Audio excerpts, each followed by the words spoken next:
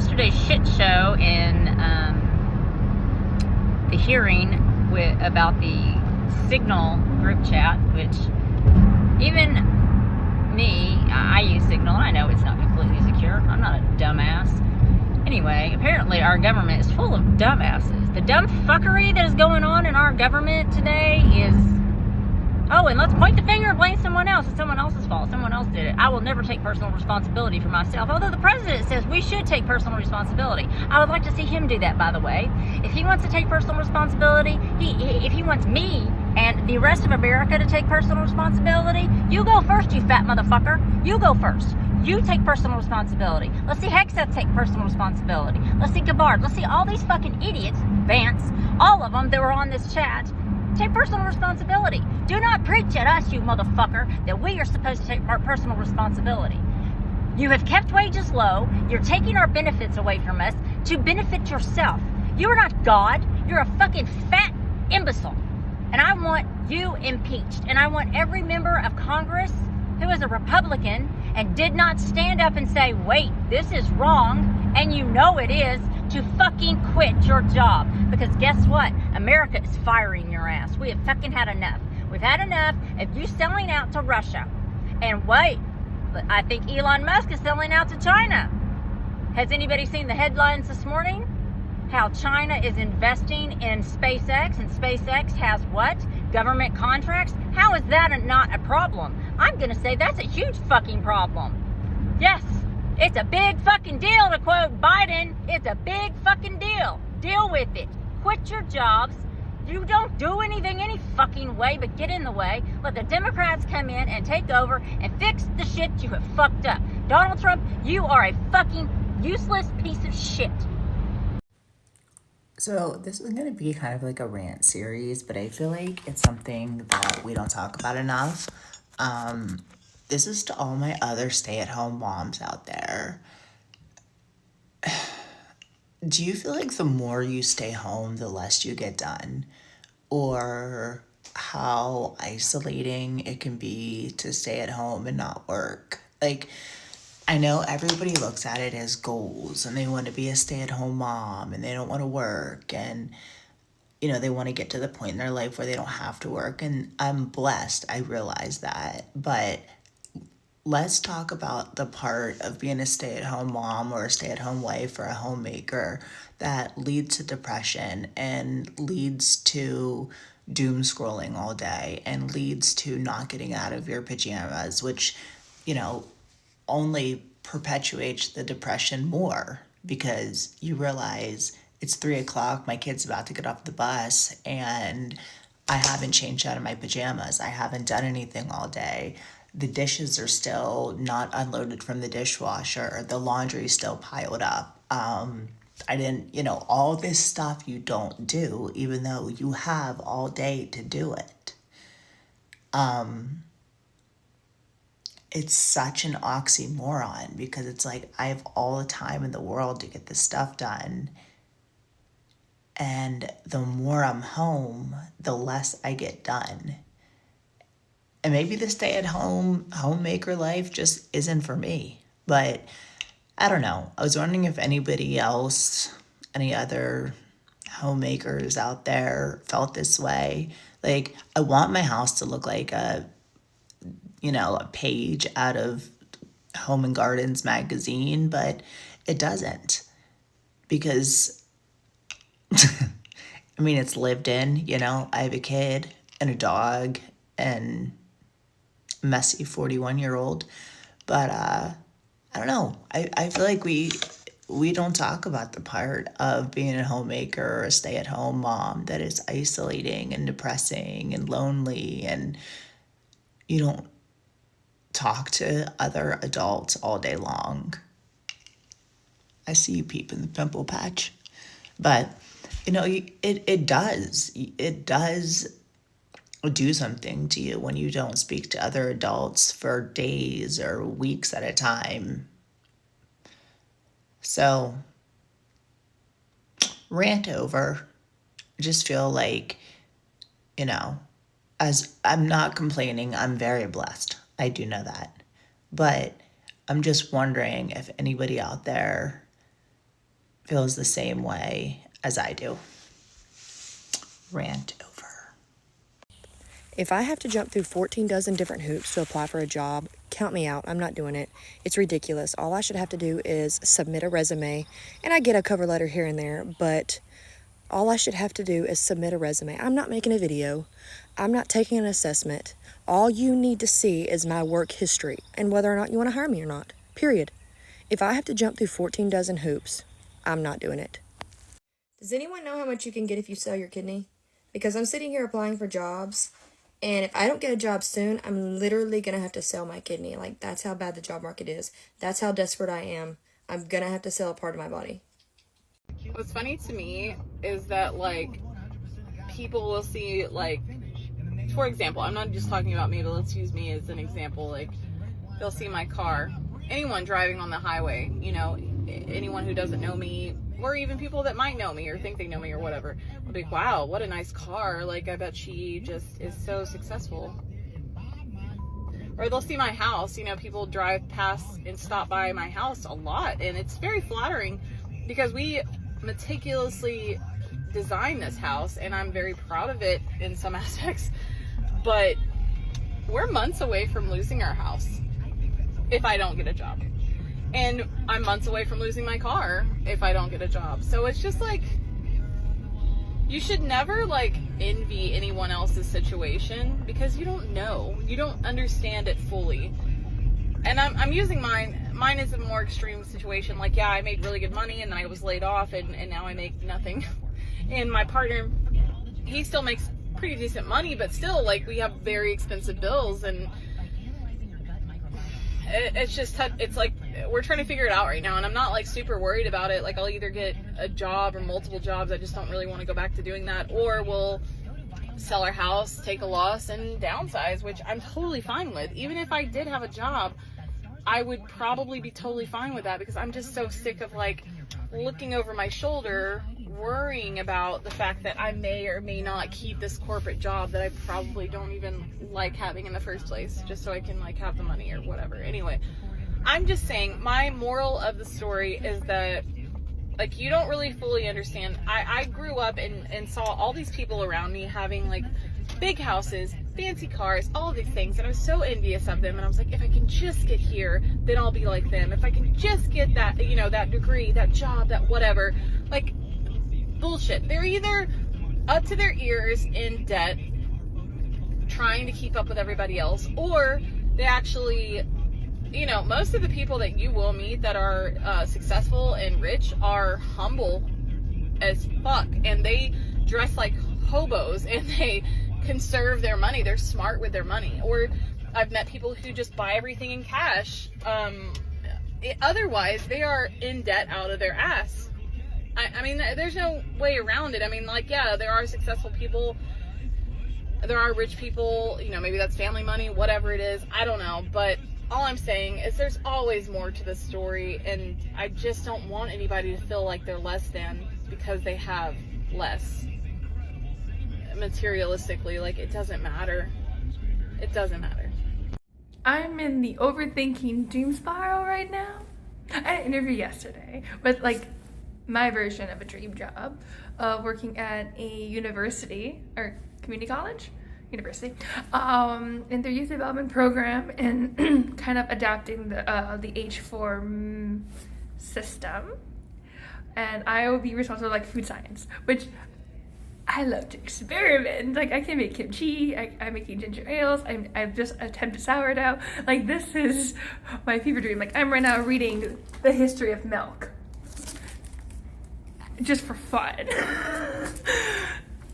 the last interview was like 12 minutes. And like, it seemed great. He's like, I just want to meet you. I'm the dean. I just want to like put the name to the face. You've already been vetted. I'll send you up to the provost and we'll see from there. And so I'm like, so we're good? You know, I'm not gonna lie. We all talk about back in our day, we had to roll our windows up. Back in my day, we had to put tinfoil on our TV antennas so we could get better signal. I think the biggest thing that I miss back in my day was the ability to just go into a job place with a resume and say, "Good afternoon, sir. I hear you're hiring. you would like to hire me. I'm going to tell you this right now. Here's my resume. Let me work my magic. Let me convince you.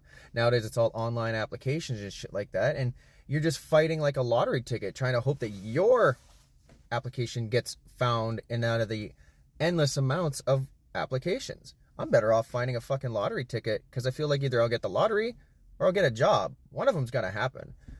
But they both have the same feeling like they have the same fucking odds in this day. And I miss the old days for that. I got humbled by a Gen Zer so quick today. I was in the car and my brother was talking to his friend and I was like, hi, and he's like, hey, watch your content, it's so good, da da da da. And I was like, okay, well, did you enjoy it? Like, was it captivating? Like, can I do something better? He's like, well, I watched the first one. And he's like, but I'm a Gen Zer who's doomsday scrolling with ADHD, so we swipe past your second one. How do I make 3-second content? Like, explain to me how? How do I keep your attention?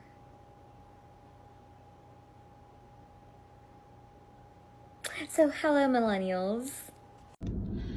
Well, I do feel a little bit like crap at the moment. I just finished another interview. And it was definitely an interesting experience. I can't even really say I've never had an experience like that because that implies I've done a bunch of interviews, but I don't know, somehow I get the feeling that even if I do, like, in the future get more interviews, I don't know if I'll ever have an experience like this one. Because in my previous interview, the one where I was also bummed out in, I did learn a valuable lesson about trying to, like, you know, make a case for yourself. Like, something that I didn't know until I spoke to other people that are more experienced with this is that interviewers, sometimes they purposely ask you questions that doubt your abilities or may not be kind of like questioning your character, is like a way to gauge your reaction. And how you're supposed to react when you get those kinds of questions is to advocate for yourself. Like, yeah, I know I don't have like experience in this, but here's this positive thing about me, kind of thing. So I kept doing that in this interview, but it was very interesting in that, in a weird way, I thought I was doing well, because, well, it was, instead of like an interview, it was more of like a conversation, which was very interesting. And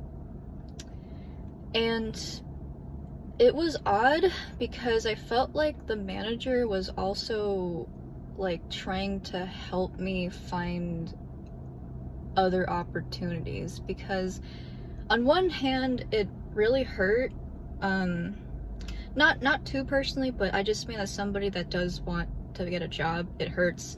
Like, on one hand, it hurts when they blatantly tell you something like, I'm gonna have to be honest with you, like, I don't think you're a good fit for this job. And no matter how many times I try to, like, I don't know, equivocate or try to make some argument on the fly of like, no, you know, I know that, you know, you feel that way, but I am confident that blah blah blah, like, no matter how many times I did that, they just kept hitting me with the, like, you know, I just don't think you're a good fit for this job. So that was very defeating. But on the other hand, they were helpful in the sense that, you know, they used to work in a similar industry that I want to get into, and they were encouraging me to pursue other avenues. Like, I don't think you're a fit for this job, but you should go try to apply for like these things, or even give your art career another try, like a real like try.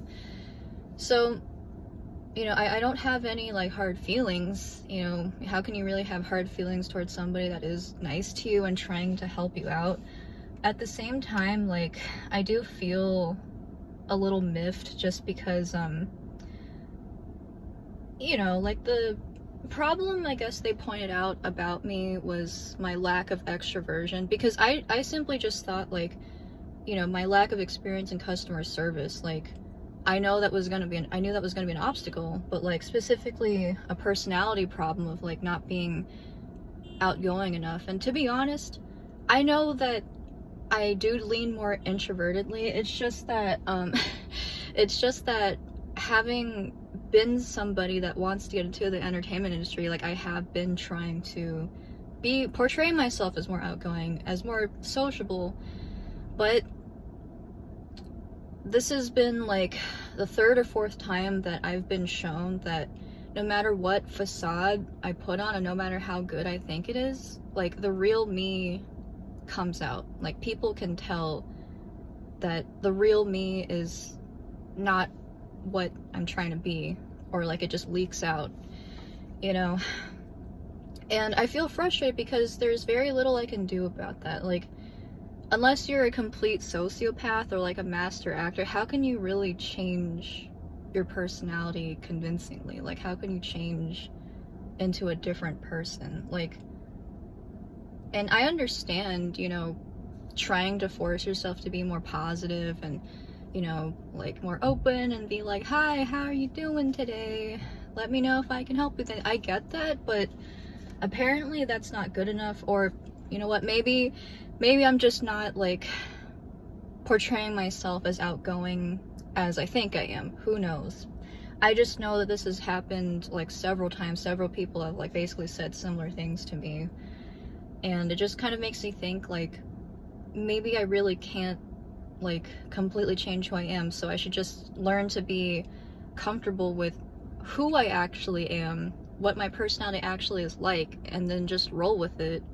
And the right people will, you know, the right people will see that and accept that, I suppose. But I don't know, I just felt like I didn't want to be disrespectful, but there was a part of me that wanted to say, like, I don't really understand why, like, because they were just lecturing me a little bit about first impressions in general, like, oh, you know, first impressions in this industry, especially in customer service, in the customer service industry, first impressions are very important, and like the first impression I get of you, Kaylin, is not like, you know, what we're looking for at this store.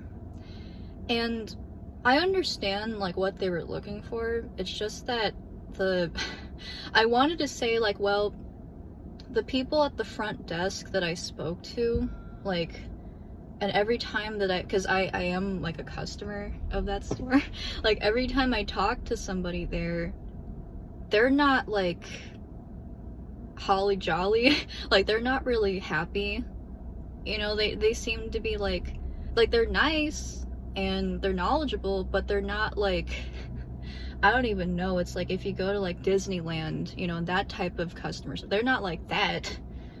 And so I don't know how I don't fit in you know, with that personality type, because like I kind of like, I felt like we were vibing, like me and the front desk people, like I felt like that we could mesh well as coworkers because their personality I thought was similar to mine. Like I said, they weren't like Disneyland workers, but it is what it is. And at the same time, like I said, I can't get upset because they were very nice to me about it, and you know, if they like the manager even offered to help me find like other places of employment, or like just ask for advice in general about the art industry. Like that's great, but you know, I can't help but be bummed out that the criticism that I got is something that I can't really do much to improve. You know what I mean? Like, how can you change your personality? It's yeah, but at least I think I did a better job, like speaking wise, you know, like I remembered not to mess up and not advocate for myself. I did remember to do that, but it's okay. I have another interview in a few days, but yeah, I'm just going to go like sit here for a while and like lick my wounds and then just go back into the mall and try to like pass out more of my resumes. So thanks for, I guess, listening to me ramble about this.